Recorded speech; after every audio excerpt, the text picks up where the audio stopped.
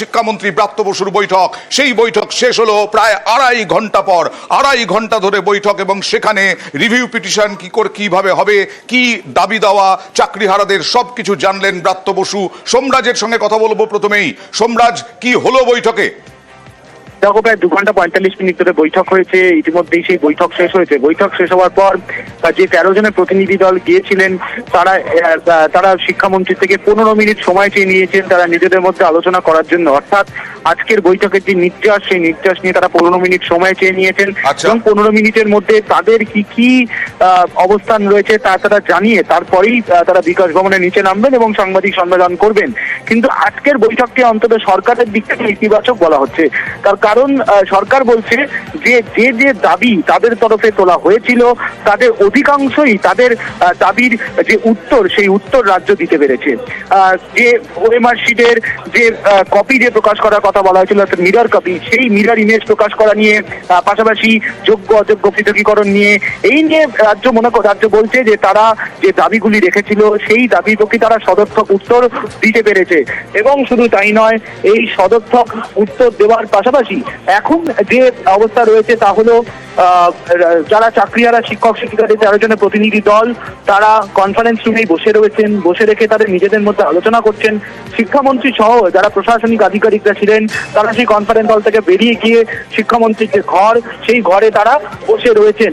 শিক্ষামন্ত্রীর ঘরেই রয়েছেন মধ্যশিক্ষা পর্ষদের সভাপতি, এসএসসি চেয়ারম্যান, স্কুল শিক্ষা দপ্তরের সচিব, সমগ্র শিক্ষা অভিযানের কর্তা এবং স্কুল শিক্ষা কমিশনার সহ আধিকারিকরা রয়েছেন শিক্ষামন্ত্রীর ঘরে। তারা অপেক্ষা করছেন, তার কারণ তারা বেরোনোর পরেই শিক্ষামন্ত্রী সহ যারা সব প্রশাসনিক আধিকারিকরা রয়েছেন তারা সাংবাদিক সম্মেলন করবেন। কিন্তু এখন যারা 13 জনের যে প্রতিনিধি দল তারা 15 মিনিট সময় নিয়েছেন এবং সেই 15 মিনিট সময় আর কিছুক্ষণের মধ্যেই শেষ হবে মনে করা হচ্ছে। তারপরেই তারা নিচে নেমে আসবেন। কিন্তু যে বৈঠক, সেই বৈঠক কিন্তু ইতিমধ্যে আমি আসবো তোমার কাছে কিছুক্ষণের মধ্যে, আবার আসবো, কারণ 2 ঘন্টা 45 মিনিট, প্রায় 2 ঘন্টা 45 মিনিট বৈঠক হয়েছে। 13 জনের প্রতিনিধি দল এই বৈঠকে ছিল এবং ব্রাত্য বসুর সঙ্গে এসএসসির চেয়ারম্যান, মধ্যশিক্ষা পর্ষদের সভাপতি, উচ্চ মাধ্যমিক শিক্ষা সংসদের সভাপতি তারাও ছিলেন। আর এখনো পর্যন্ত 15 মিনিট সময় চাওয়া হয়েছে মন্ত্রীর কাছে, তাদের মতামত জানবেন। কনফারেন্স রুমে তারা রয়েছেন, তারা এখনো পর্যন্ত কনফারেন্স রুমে রয়েছেন। চাকরিহারারা তারা নিজেদের মধ্যে আলোচনা করে নিচ্ছেন এবং তারপরে তাদের মধ্যে আলোচনা করার পর তারা তাদের মতামত জানাবেন শিক্ষামন্ত্রীকে। তবে বাইরে এই মুহূর্তে উৎকণ্ঠা।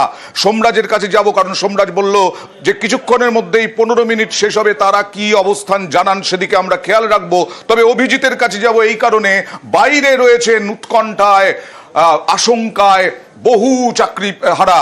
সেই চাকরিহারাদের কি বক্তব্য? এবং অভিজিৎ, তোমাকে জানাতে চাইবো, তুমি আমার মাধ্যমে শুনলে বা সোমরাজের মাধ্যমে শুনলে যে রাজ্যের দাবি, ব্রাত্য বসুদের দাবি যে ঠিক মতো বোঝানো গেছে চাকরিহারাদের।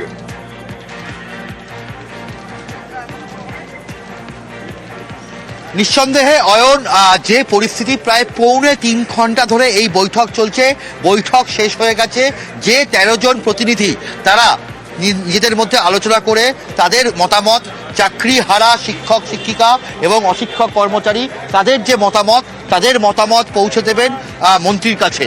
এবং এই মুহূর্তে দেখতে পাচ্ছেন যে যারা রয়েছেন তারাও উৎকণ্ঠিত, প্রত্যেকে সেই উৎকণ্ঠার ছাপ। আমি সেটাই জানতে চাই অভিজিৎ। আমি গাজল বাদনাগরা হাই স্কুল। হ্যাঁ, কি এই যে স্বাভাবিকভাবে আপনাদের যে পরিস্থিতি এখন যা জানা গেল সেইটা নিয়ে একটু বক্তব্য জানতে চাই তাদের। যে 2.5 ঘন্টা ধরে বৈঠক হয়েছে, রাজ্য দাবি করছে যে বৈঠক সফল হয়েছে, সফলভাবেই তাদেরকে বোঝানো গেছে।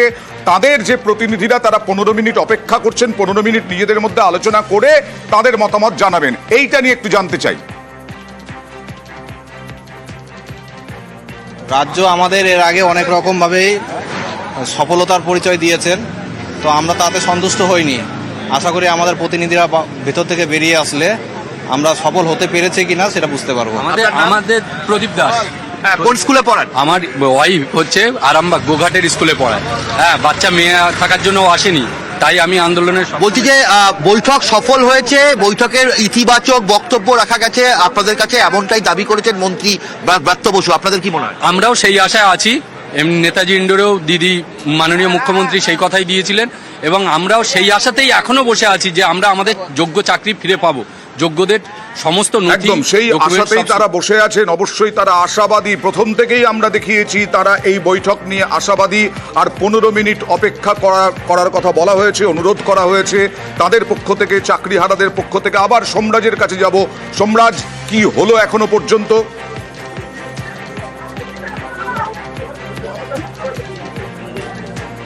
সোমরাজ, এখনো পর্যন্ত কি হলো? 15 মিনিট শেষ হলো, তাদের মধ্যে আলোচনা কি শেষ হলো? হ্যাঁ দেখো, তারা তাদের নিজেদের মধ্যে আলোচনা ইতিমধ্যেই শেষ করেছেন এবং কনফারেন্স হল থেকে তারা ইতিমধ্যেই বেরোচ্ছেন এবং তারা নিচে নামছেন। নিচে নেমে কিছুক্ষণের মধ্যেই তারা হয়তো বিবৃতি দেবেন তারা কি অবস্থান নিয়েছে এখনো পর্যন্ত, এবং সেই তারা বেরোচ্ছেন আমরা দেখতে পাচ্ছি এই মুহূর্তে। তারা বেরোচ্ছেন এক এক করে, লিফটে নামছেন এবং নেমে তারা বেরোচ্ছেন এখন। এবং তাদের বৈঠক শেষ করে তাদের তারা দেখে বেরোচ্ছেন, কিছু আমরা মনে দেখতে হচ্ছে? পাচ্ছি। হ্যাঁ দেখো, তারা বেরোচ্ছেন ইতিমধ্যেই, নিচে নেমে এসেছেন। তারা কিছুক্ষণের মধ্যেই বলবেন, যেটা তোমাকে জানাচ্ছিলাম যে তারা 15 মিনিট সময় চেয়েছেন। 15 মিনিট সময় শেষ হয়েছে এবং শিক্ষামন্ত্রীর সঙ্গে বৈঠকে তারা কতটা আশ্বস্ত হলেন সেই বিবৃতি তারা রাখবেন বলেই মনে করা হচ্ছে। তারা ইতিমধ্যে বেরিয়ে এসেছেন। পুলিশ তাদেরকে নিরাপত্তা দিয়ে নিয়ে আসছে। মূলত তারা বিবৃতি দেবেন বলেই মনে করা হচ্ছে। ওকে, তারা বেরিয়ে এসেছেন, চাকরিহারারা বেরিয়ে এলেন 15 মিনিট পর। এবার তারা প্রেস কনফারেন্স করবেন, তারা বিবৃতি দেবেন, তাদের মতামত জানবেন। তারা অলরেডি বৈঠক থেকে বেরিয়ে এলেন, বৈঠক শেষে বেরিয়ে এলেন, 15 মিনিট আলোচনা করলেন। 15 মিনিট আলোচনা করার পর এবার তারা সাংবাদিকদের মুখোমুখি।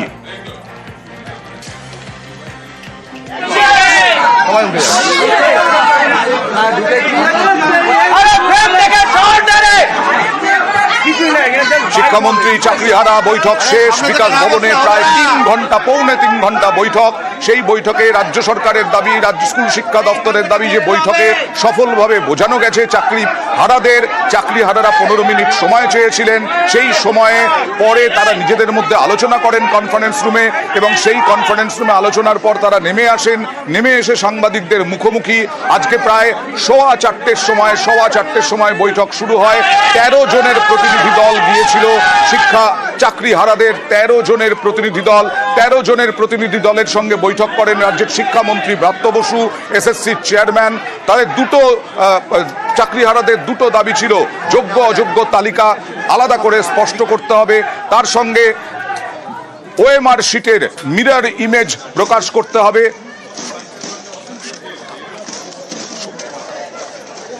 সাংবাদিকদের মুখোমুখি এই সময়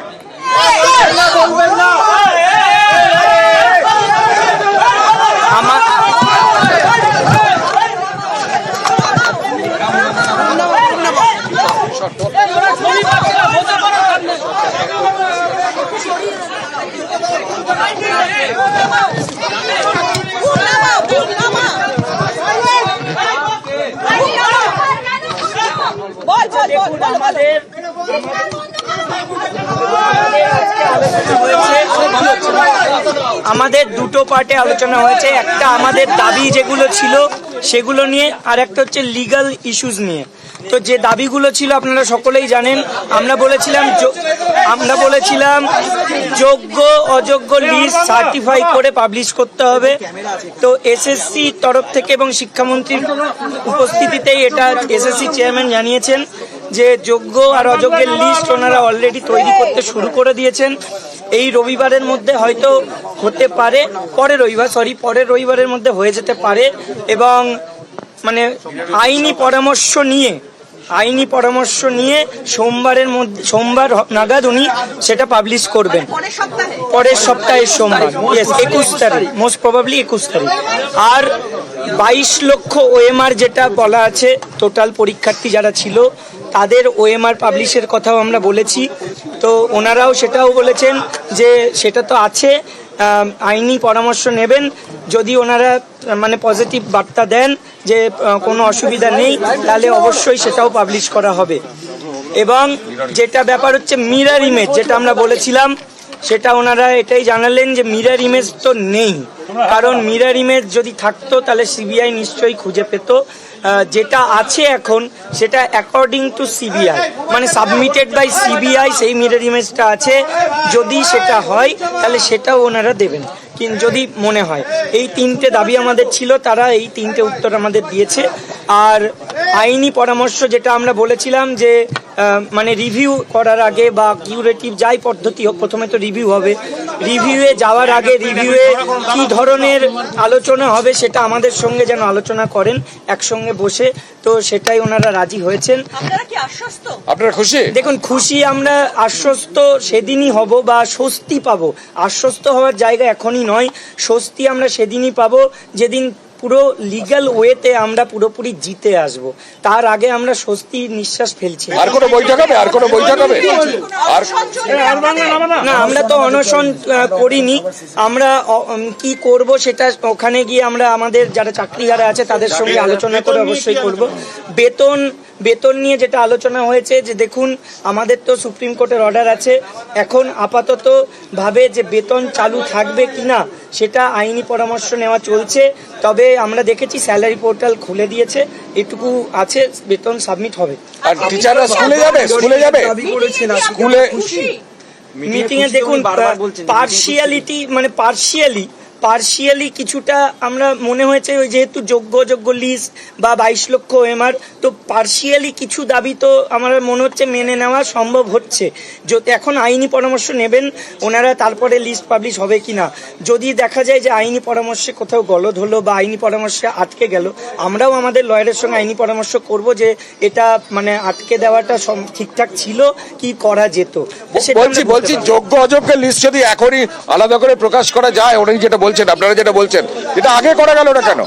তাহলে এই সমস্যা তো হতোই না। দেখুন, আমরা তো আগেও চেয়েছিলাম যে করা হোক, কেন করা হয়নি, কেন করেনি সেটা তো আমরা বলতে পারবো না। কিন্তু আপনারা জিজ্ঞেস করেছিলেন? হ্যাঁ, আমরা বলেছিলাম, তো তখন বলেছিলেন যে মানে কোর্টের অর্ডারে এমন কিছু আলাদা ছিল না, মানে চাইনি। কোর্ট বলেছিল মডালিটিস ঠিক করা থাকবে, কিন্তু সেসব করেননি। আপনারা স্কুলে যাবেন?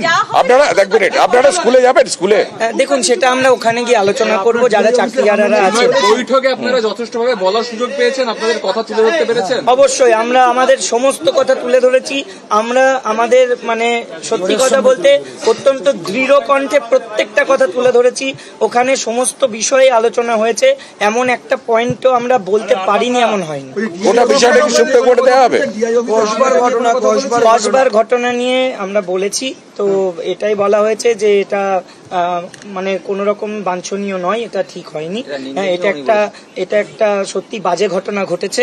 আমরাই বলেছিলাম যে এরকম ভাবে করা হলো, এটা তো আমাদের উপর ঠিকঠাক একটা মানে প্রহার করা যাকে বলে শিক্ষা জগতের উপর। তো ওনারা সবাই বললেন যে এটা ঠিক হয়নি, আমরাও এটা দেখেছি। কিন্তু পুলিশের তরফে তো বলা হচ্ছে আপনারা আউটসাইডারে গিয়ে ঝামেলা করেছেন। দেখুন, মহিলা পুলিশের গায়ে লাথি মেরেছেন আপনারা। আচ্ছা, এখানে মেহবুব উপস্থিত ছিল, তো মেহবুব ভালো করে বলতে পারবে। বাবু এগিয়ে এসে মেহবুব, ওখানে পুলিশের তরফ থেকে বলা হচ্ছে আউটসাইডাররা গিয়ে ঝামেলা করেছে, সেখানে আউটসাইডার ছিল, পুলিশকে মারধর করা হয়েছে। চলো বলো সত্য নয় যে আউটসাইডাররা গিয়ে করেছে, কোনো বহিরাগত ছিল না, সবাই আমাদের লোকজন ছিল।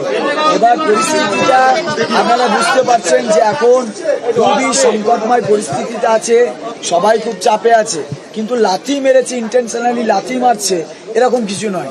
যে ছেলেটি বলছে সে এমনিতেই খুব উত্তপ্ত অবস্থায় আছে, এই কারণে সে কয়েকদিন ধরেই রাত্রে লাইভ করে তার বাচ্চার ভিডিও দেয়, বলে আমার 3.5 বছরের বাচ্চা, আমার কোনো থাকার জায়গা নেই, এই বাচ্চার কি হবে। তো সেই রকম পরিস্থিতি, ওই একটা মানে এতটা বুঝতে পারছেন তো, চিন্তার মধ্যে আছে। তো ও বারবার বলছিল আমাকে পেট্রোল দিয়ে জ্বালিয়ে দাও, সব জ্বালিয়ে দাও আমাকে, এইভাবে নিজেকে জ্বালিয়ে দাও। ও অন্যকে জ্বালিয়ে দেবে, সরকারি সম্পত্তি ভাঙচুর করবে, এরকম কোনো ইন্টেনশন নেই। এবার যদি এটা হতেও, তাহলে ভাবুন, চাকরি চলে গেছে, এখনো পর্যন্ত কি কোনো সরকারি সম্পত্তিতে শিক্ষকরা হাত দিয়েছে? দেখাতে পারবেন? শিক্ষাকর্মীরা অত্যন্ত সংযত হয়েই তারা আছে। এখনো এত বড় মানে মাথার উপর পাহাড় ভেঙে পড়ার পরেও তারপরেও যদি এরকম অ্যালিগেশন গুলো আসে, সত্যি আমরা দুঃখিত যে এরকম আসে। মেহবুব, আপনারা কি সামনে রবিবার পর্যন্ত তাহলে ওয়েট করবেন, যেটা আপনি বুঝিয়েছেন? আপনাদের আন্দোলন কি স্থগিত থাকবে? আন্দোলন স্থগিত থাকবে না, আমাদের আন্দোলন স্থগিত থাকবে না। কারণ দেখুন, এটা শুধুমাত্র একটা আলোচনা, এবং বলা হয়েছে সোমবারের দিন তারা লিগ্যাল আলোচনা করে এগুলোকে প্রকাশ করবে। এক সপ্তাহ পর সোমবার। হ্যাঁ, এক সপ্তাহ। কিন্তু তার মানে এই নয় যে ওই আলোচনা মানে হলো আর আমরা আর কোনো অবস্থান, আন্দোলন, লড়াই কিছু করবো না। আমরা আসলে রাস্তাতেই আছি আর রাস্তাতেই থাকবো, ততদিনই থাকবো যতদিন না আমরা সুপ্রিম কোর্ট থেকে রিভিউতে আমরা ন্যায় পাচ্ছি, ততদিনই আমরা রাস্তাতে থাকবো। স্কুল তো বন্ধ। আপনারা যা দাবি করেছেন, এই যে 22 লক্ষ ওএমআর, যোগ্য অযোগ্যের আলাদা তালিকা এবং ওই মিরর ইমেজ, প্রত্যেকটা কি দেওয়া সম্ভব বলে স্কুল সার্ভিস কমিশন বলছে? 22 লক্ষ ওএমআর আছে, কিন্তু মিরর ইমেজ যেটা, সেই মিরর ইমেজটা ওনারা বললেন সত্যি, আমরা বলছি আমাদের কাছে কোনো মিরর ইমেজ নেই। সিবিআই এর উদ্ধার করা, কোর্টেও সেটা আমরা অনেক আগে স্বীকার করেছি, সিবিআইও তার উপর ইনভেস্টিগেশন করেছে। তাই সিবিআই এর দেওয়া যে ডেটা, সেই ডেটাটাকে আমরা মানছি, এবং যদি আমরা লিগালি একটা আলোচনা করে ওই ডেটাটাকে আমরা বলতে পারি বা ওইটাকে সার্টিফাইড করি। যোগ্যদের তালিকা তৈরি করা সম্ভব এটা বলছে? যোগ্যদের তালিকা করা সম্ভব এটা বলছে সেটা, হ্যাঁ, এবং সেটা বৃহস্পতিবারের দিন, সোমবারের দিন আপলোড করবেন, মানে আলোচনা সাপেক্ষে, মানে আইনি। সোমবার মানে 3 দিন পর না, আরো 10 দিন পর, 21 তারিখ। আচ্ছা, আপনারা কি কিছুটা হলেও স্বস্তি? স্কুলে তো যাচ্ছি না, স্কুল তো এখন বন্ধ হয়ে যাচ্ছে। সুপ্রিম কোর্টের রায় তো আমাদের, কোর্টের জাজমেন্ট আছে, সুপ্রিম কোর্টের জাজমেন্ট অনুযায়ী আমাদের স্কুলে যাওয়া বন্ধ। একটি অন্য প্রসঙ্গ, অভিজিৎ গঙ্গোপাধ্যায় আপনাদের ওখানে যেখানে অবস্থান চলছে সেখানে অভিজিৎ গঙ্গোপাধ্যায় গিয়েছিলেন, এবং তিনি যাওয়ার পর তাকে গো ব্যাক স্লোগান দেওয়া, তাকে একটা আপনাদের তরফ থেকে কেউ না কেউ একটা বিক্ষোভ দেখানো হয়, কি বলবেন? দেখুন, এখন ওই যে বললাম যে এখন পরিস্থিতিটা এমন, এবং আমাদের প্রতি যে অন্যায় হয়েছে সেই অন্যায়ের সঙ্গে জড়িত নেই কে, যদি বলেন যে জড়িত নেই কে, দেখুন আমরা চাইছি তো, আমরা বলছি যে সমস্ত রাজনৈতিক দল, যারা বিরোধী রাজনৈতিক দল, শাসক, আপনারা নিজেদের মতো করে অবস্থান নিন, আপনারা আসুন আমাদের কাছে গিয়ে, আপনাদের হবেটা কি, আমাদের কাছে গিয়ে আপনারা সান্ত্বনা দেবেন। সান্ত্বনা আমরা সহজে, এটা খুব সহজলভ্য, হ্যাঁ, সান্ত্বনাতে আমাদের চাকরি ফিরবে না। আপনারা কি পদক্ষেপ নিচ্ছেন আমাদের জন্য, কোন জায়গা থেকে পদক্ষেপ? আচ্ছা বলুন তো, বিহার থেকে 2 এমপি তারা চিঠি লিখলেন, রাহুল গান্ধী তিনি অন্য জায়গাকে, মানে বিরোধী দলনেতা হোক, কিন্তু তিনি তো আমাদের ওয়েস্ট বেঙ্গলের নয়, তিনিও লিখলেন রাষ্ট্রপতিকে। আচ্ছা, আমাদের রাজ্য সরকারের পক্ষের এমপিরা বা আমাদের বিরোধী পক্ষের যারা এমপিরা, তারা কি এই বিষয়ে কোনো লিগালি সাউন্ড করেননি? বলছেন যে এই ওরা দুর্নীতি করেছে, তাহলে আমরা কেন দায়ী নেবো, ওরা বলে কি এটা করেছে। আজও বিকাশবাবু তো এখনো বলছে, এই দেখুন, আরো চরিত্র স্পষ্ট হোক সবার, আমরা দেখবো, আরো দেখবো, প্রত্যেকে আমাদের চোখের মধ্যে আছে, তো চোখের সামনে আছে।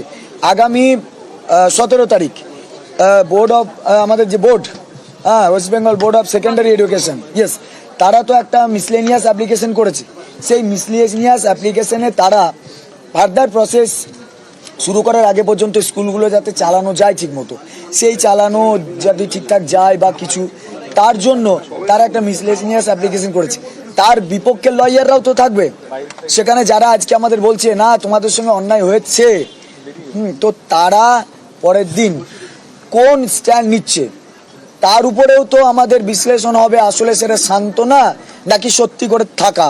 এটা কিন্তু আপনাদের সামনে, সবার সামনে বললাম।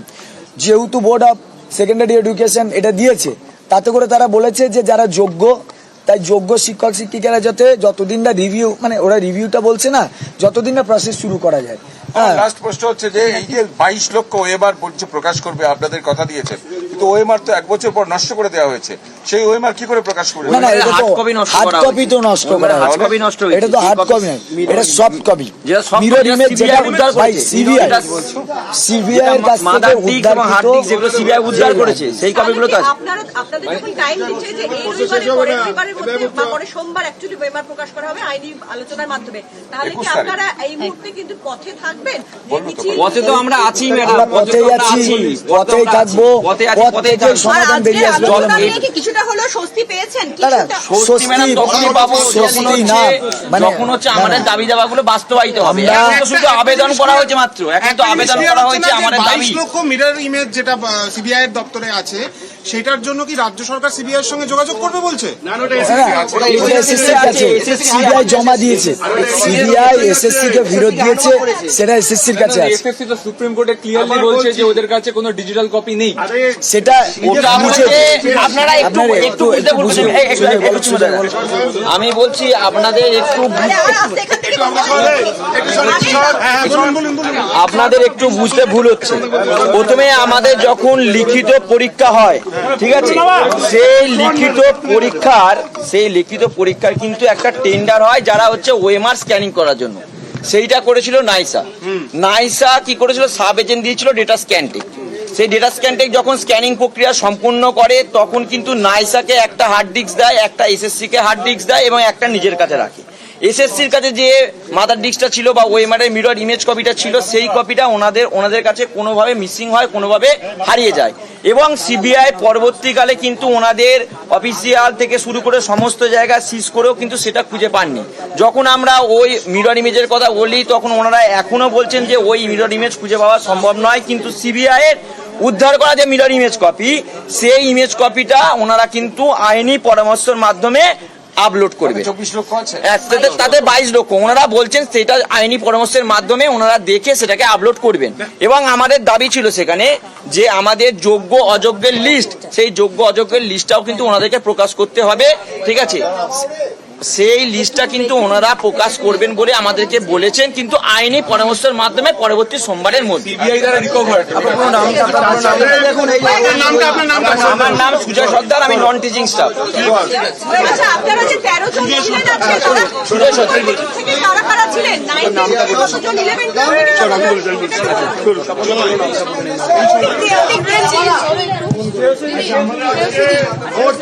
আমরা আজকে মোট ভেতরে 13 জন গেছিলাম, তো ওর মধ্যে প্রশিক্ষকও ছিলেন, শিক্ষকও ছিলেন, দুজন শিক্ষাকর্মী আর শিক্ষক ছিলেন। আর যা যা আলোচনা হয়েছে তা সবাই আপনাদেরকে সব কিছু বলা হলো। তো এখন এছাড়া এখন আমরা কিছু বলতে পারছি না। তো এখন যতক্ষণ না যা কাজ হবে তখন বলা যাবে না। আর তোমার নাম স্বপন বিশ্বাস।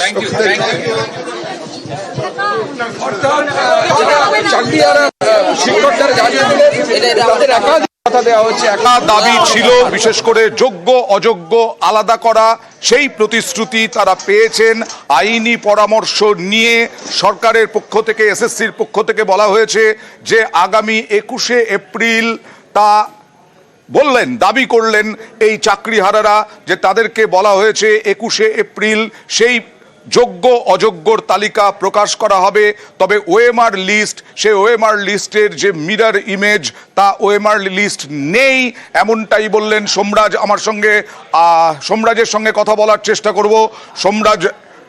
সোমরাজের সঙ্গে কথা বলার চেষ্টা করব। সোমরাজ ছিলেন ওখানে। চাকরিহারারা বললেন এখনই স্বস্তি নয়, কারণ যতক্ষণ না পর্যন্ত আইনি লড়াইয়ে তারা চাকরিটা না ফিরে পান ততক্ষণ পর্যন্ত তারা আশ্বস্ত হচ্ছেন না। কিন্তু তাদের যে যোগ্য অযোগ্যের তালিকা দেওয়ার দাবি ছিল, সেই তালিকা দেওয়ার দাবিতে রাজি হয়েছে রাজ্য সরকার, শিক্ষা দপ্তর। একথাই বললেন চাকরিহারা যারা বৈঠকে ছিলেন।